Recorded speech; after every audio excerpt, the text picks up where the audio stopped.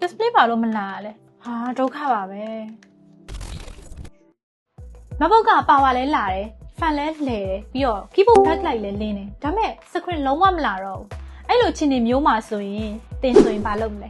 service center ပဲပို့မှာလားအဲ့လိုမဟုတ်ဘဲနဲ့ကိုယ်တိုင်လှုပ်လို့ရတဲ့အချက်တွေရှိရဲဆိုတာကိုဒီနေ့ဗီဒီယိုလေးမှာပြောပြပေးသွားပါမယ်အခုဗီဒီယိုလေးမစခင်မှာတော့ user guide by unit ရဲ့ page နဲ့ channel လေးတွေကို like and follow subscribe လေးလုပ်သားပေးပါအောင်ဒါဆိုရင်တော့ဗီဒီယိုလေးစလိုက်ကြရအောင်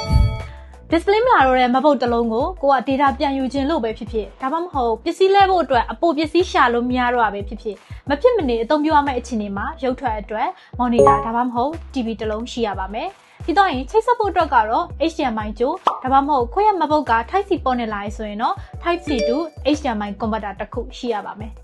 ပြီးရင် keyboard က Command F1 ဒါမှမဟုတ် Command Function F1 ကိုတစ်ကြိမ်ဒါမှမဟုတ်နှစ်ကြိမ်နှိပ်ကြည့်ပါဒါက display output ကိုမေတာကနေ extend မှု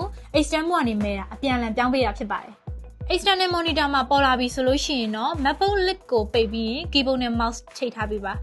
ဒါကို clamshell မှုလို့ခေါ်ပါတယ် display မရှိလဲ desktop Mac လိုမျိုးအသုံးပြုလို့ရပါတယ်အရေးကြီးဆုံးကတော့ lid ပိတ်တဲ့အခါမှာ slim မဖြစ်အောင်ခြားခြားတတ်ထားပေးဖို့ပါပဲWindows laptop တွေမှာဆိုရင်တော့ external display ထွက်ဖို့ Windows နဲ့ P ကိုတွဲနှိပ်ရပါမယ်Windows key ကိုဖိထားပြီးရင် P ကို၄ချက်နှိပ်လိုက်လို့ရှိရင် second screen only mode ကိုပြောင်းပြီး external display မှာရုပ်ထွက်လာမှာဖြစ်ပါတယ်အရေးကြီးတာတစ်ချက်တော့ရှိရယ်အဲ့ဒါက lid ပိတ်လိုက်တာနဲ့ slim မဖြစ်အောင် power option မှာ point and close the lid ကို do nothing လို့ပြောင်းထားပေးဖို့လိုပါတယ်